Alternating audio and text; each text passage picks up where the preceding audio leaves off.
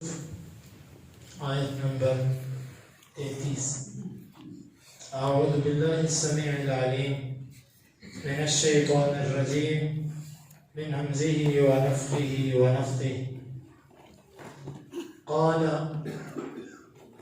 یوسف علیہ السلام نے کہا ربی اے میرے رب السجن قید جیل احب زیادہ پسندیدہ ہے الیہ میری طرف مما اس سے یدعوننی وہ مجھے دعوت دیتے ہیں الیہ اس کی طرف وَإِلَّا اور اگر نہ تصرف تمہیں پھیرا عنی مجھ سے قیدہن ان کی چال کو اصبو میں مائل ہو جاؤں گا الیہن ان کی طرف وَأَكُنْ اور میں ہو جاؤں گا من سے الجاہلین جاہلوں سے فاستجاب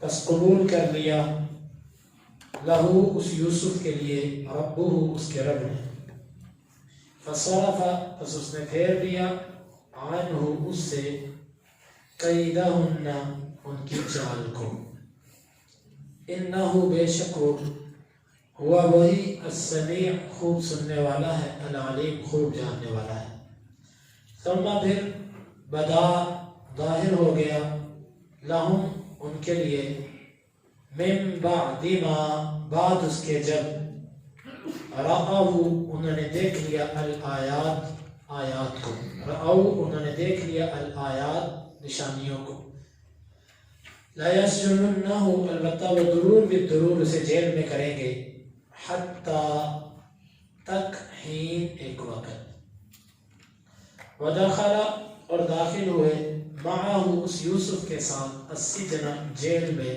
فتیان دو نوجوان قال کہا احدہما ان دونوں میں سے ایک نے انی بے شک میں ارانی اپنے آپ کو دیکھتا ہوں اعصر میں نچوڑ رہا ہوں خمر شراب وقال اور کہا الآخر دوسرے نے انی بے شک میں ارانی دیکھتا ہوں خود کو احمل میں اٹھائے ہوئے فوق رأسی اپنے سر پر خبزہ روٹیاں تأکل کھا رہے ہیں الطیر پرندے منہ ان سے نبئنا خبر دے تو ہمیں بتأویلی اس کی تعبیر کی انا بے شک ہم نراکا تجھے دیکھتے ہیں من المحسنین احسان کرنے والوں میں سے قال یوسف علیہ السلام نے کہا لا یأتیکما نہیں آئے گا تم دونوں کے پاس طعام وہ کھانا ترزقانہ جو تم دیے جاتے ہیں الا مگر نبأتکما میں تم کو خبر دے دوں گا بتأویلہ اس کی تعبیر کی قبل پہلے ان یأتیکما کہ وہ تم دونوں کے پاس آئے ذالکما مما یہ ان چیزوں میں سے ہے علمنی مجھے سکھایا ہے ربی میرے رب نے انی بے شک میں نے ترکت چھوڑے رکھا ہے ملت قوم کے مذہب کو لا یؤمنون نہیں وہ ایمان لاتے باللہ اللہ کے ساتھ وہم اور وہ بالآخرتی آخرت کے ساتھ ہم کافرون وہ کفر کرنے والے ہیں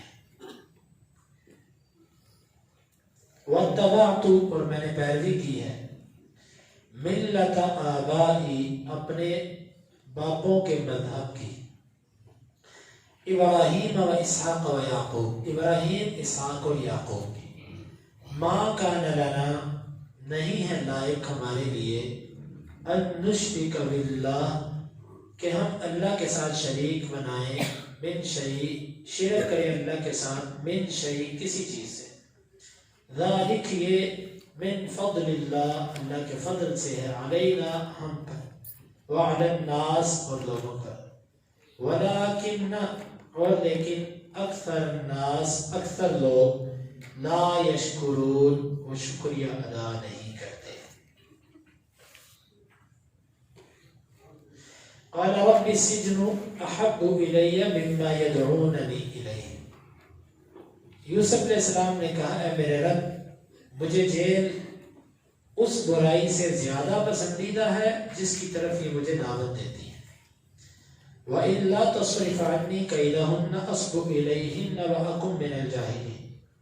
اور اگر تو نے مجھ سے ان کی چال کو نہ پھیرا میں ان کی طرف مائل ہو جاؤں گا اور جاہلوں میں سے ہو جاؤں گا.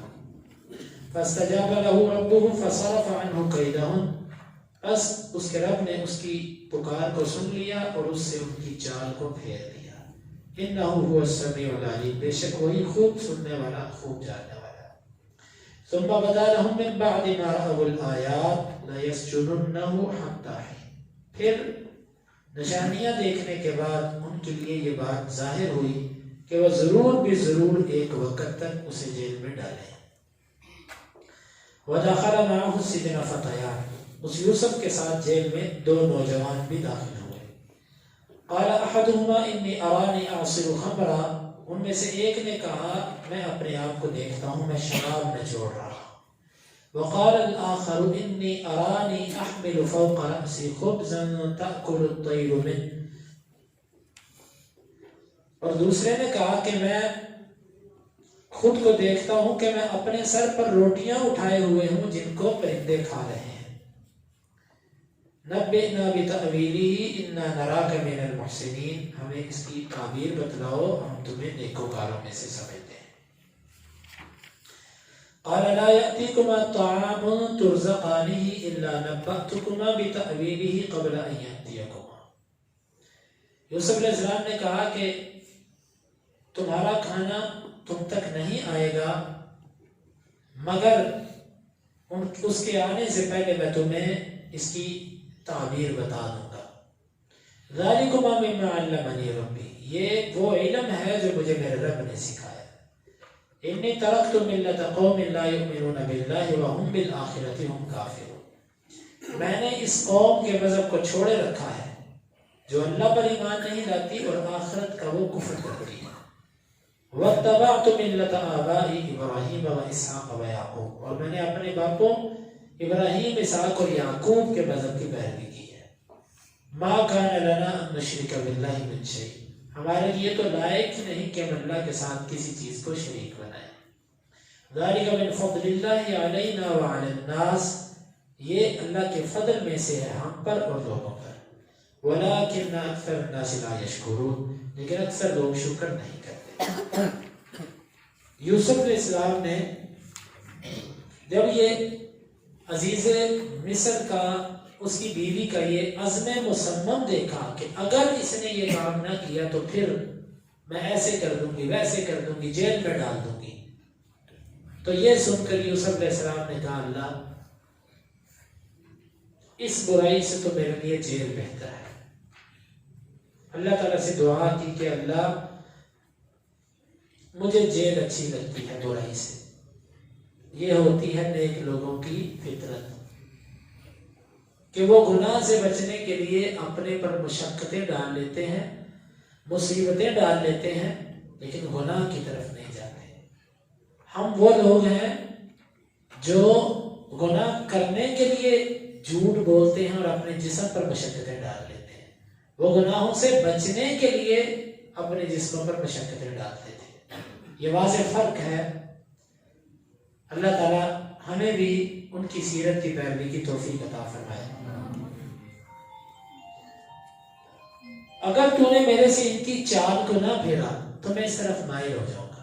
یہ نبی ہے اور نبی ہونے کے باوجود اللہ سے کہہ رہا ہے کہ اگر تو نے ان کو میرے سے نہ پھیرا تو میں ان کی طرف مائل ہو جاؤں گا. اس میں سبق ہے کہ کوئی بھی اپنی نیکی پارسائی اور تقوی کی وجہ سے گناہوں سے نہیں بچ سکتا. جب نبی یہ کہہ رہا ہے اگر تو نے اس چال کو میرے سے نہ پھیرا تو میں مائل ہو جاؤں گا، تو پھر ہم کیا ہیں؟ تو ہر وہ بندہ جو اللہ سے مدد مانگتا ہے کہ میرے رب اس برائی کو میرے سے پھیر دے، اس کو میرے سے دور کر دے، اللہ تعالیٰ پھر اس کی سنتا بھی ہے اور اس برائی کو اس سے پھیر دیتا ہے۔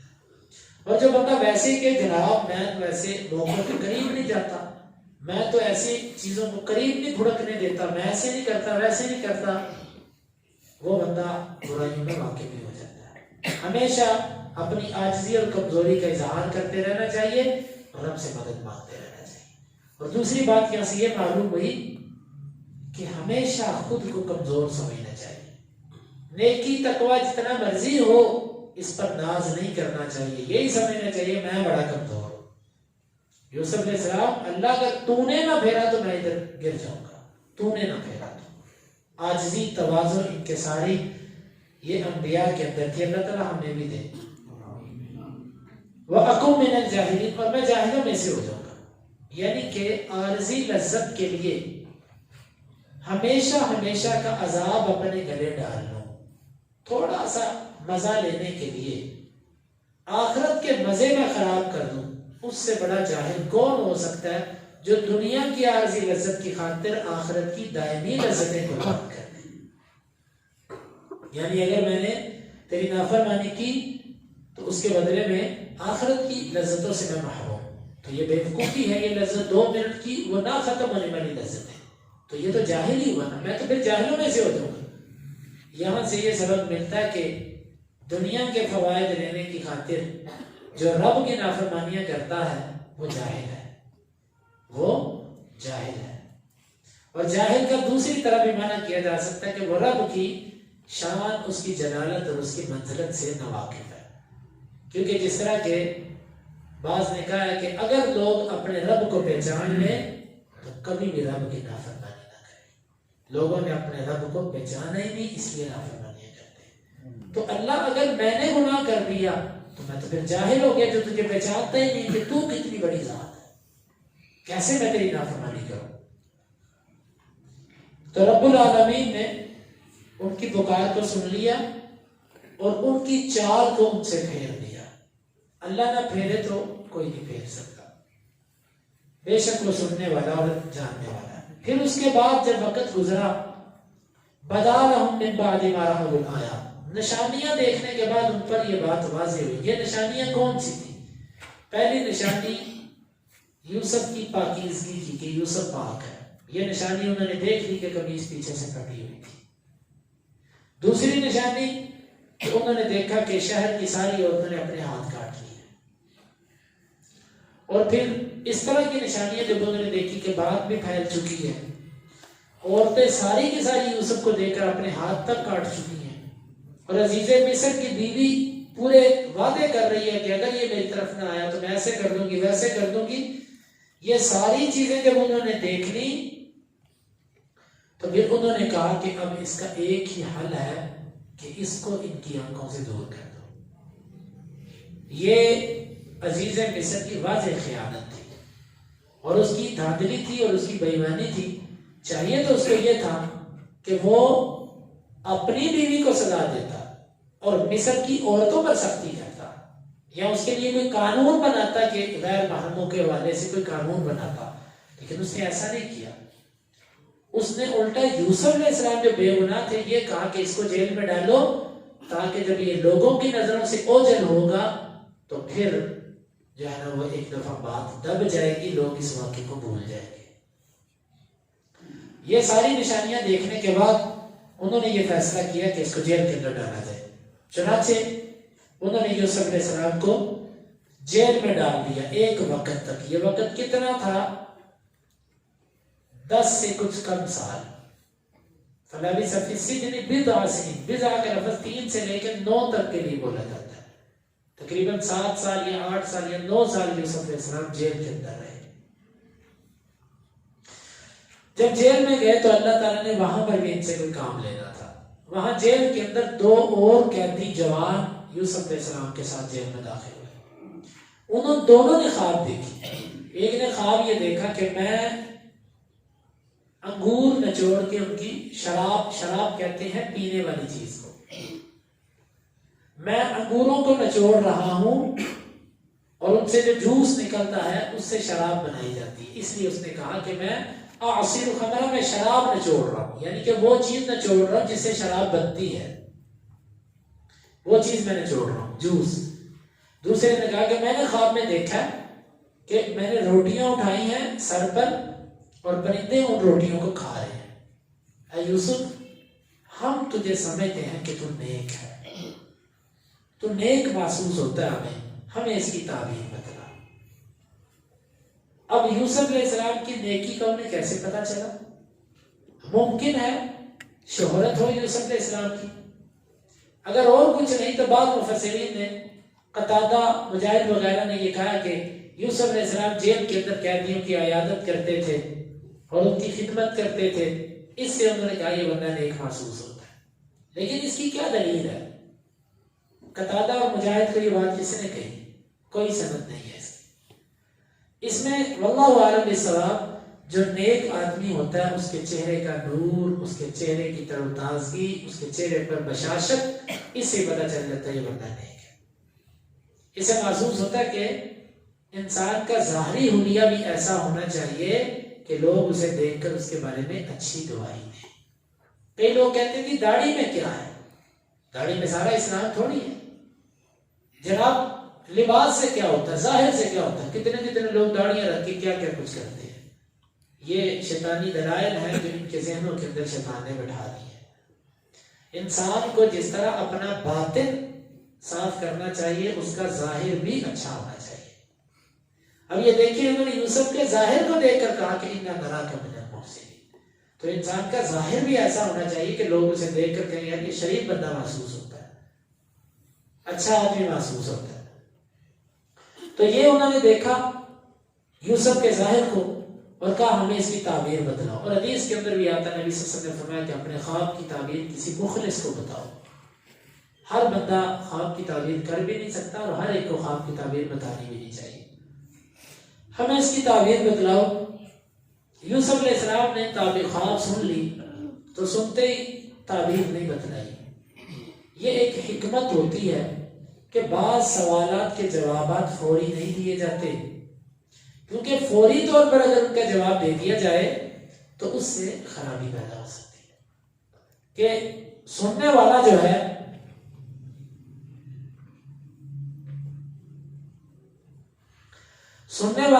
وہ اس کو شاید برداشت نہ کر سکے، ممکن ہے وہ اس کے بس کا معاملہ نہ ہو، فوری طور پر تعبیر نہیں کی۔ کہا کہ تمہارا کھانا آ جائے، جو کھانا آتا ہے اس کے آنے سے پہلے میں تمہیں خواب کی تعبیر بتلا دوں گا۔ ہاں تم اتنی دیر کے لیے اتنا کرو کہ تم میرے پاس بیٹھو، میری دعوت سنو۔ ان کو دعوت دینا شروع کی، دعوت دی، ان کو ساری دعوت دینے کے بعد، عقیدہ توحید سمجھانے کے بعد پھر ان کو ان کے خواب کی تعبیر بتلائی۔ تو کہا کہ وہ کھانا جو آتا ہے نا تمہارا، اس کے آنے سے پہلے تعبیر بتلا دوں گا۔ اور ساتھ یہ بھی کہا کہ یہ جو تعبیر ہے نا یہ میرے رب نے مجھے سکھائی ہے۔ یہ ہوتا ہے نیک لوگوں کی علامت کہ وہ علم کو اپنی طرف منسوب نہیں کرتے کہ یہ میرے رب نے مجھے سکھایا، اس میں میرا کوئی کمال نہیں ہے۔ یہ تواضع اور عاجزی ہے۔ اور ساتھ یہ کہا کہ میں نے اس قوم کے مذہب کو چھوڑے رکھا ہے۔ ترکتو کا معنی ہوتا ہے کسی کام کو کر کے چھوڑنا، اور بعض دفعہ اس کا معنی ہوتا ہے کرنا ہی نہ۔ میں نے اس قوم کے مذہب کو اختیار ہی نہیں کیا کہ جو اللہ پر ایمان نہیں رکھتی اور آخرت کا کفر کرتی ہے۔ یعنی مصر کے رہنے والی جو قوم ہے نا، میں نے اس کے مذہب کو تسلیم ہی نہیں کیا۔ وَاتَّبَعْتُ مِلَّةَ آبَائِي إِبْرَاهِيمَ وَإِسْحَاقَ وَيَعْقُوبَ، میں نے تو اپنے باپوں کے مذہب کو لیا۔ وہ میرے باپ کون ہیں؟ ابراہیم، اسحاق اور یعقوب۔ تو ہم جیسوں کو زیب ہی نہیں دیتا کہ وہ اللہ کے ساتھ شرک کریں۔ ہم تو انبیاء کا خاندان ہیں، ہم کیسے اللہ کے ساتھ شرک کریں؟ اور خاص طور پر یہ عقیدہ، یہ مذہب تو اللہ کا ہم پر فضل ہے، اور لوگوں پر بھی اللہ کا فضل ہے، لیکن اکثر لوگ اس کا شکر ادا نہیں کرتے کہ اللہ نے ہمیں 1000 سجدوں سے نجات دلا کر صرف اپنے سامنے سجدہ کرنے کا حکم دیا۔ اللہ نے انسانوں کی غلامی سے ہمیں نجات دے کر صرف اپنی غلامی کا حکم دیا۔ لوگ اس کا شکر ہی نہیں ادا کرتے، وہ انسانوں کے غلام بننا پسند کرتے ہیں۔ یہ یوسف علیہ السلام نے ان کو بات کہی، دعوت دی۔ آگے پھر ان کو یوسف علیہ السلام نے جس انداز سے دعوت دی کس طریقے سے دعوت دی وہ انشاءاللہ العزیز کل کے درس میں اللہ تعالیٰ سے دعا ہے کہ اللہ تعالیٰ ہمیں ان آیات کو سمجھنے کی اور ان کے تقاضوں کو پورا کرنے کی توفیق عطا فرمائے. آمین.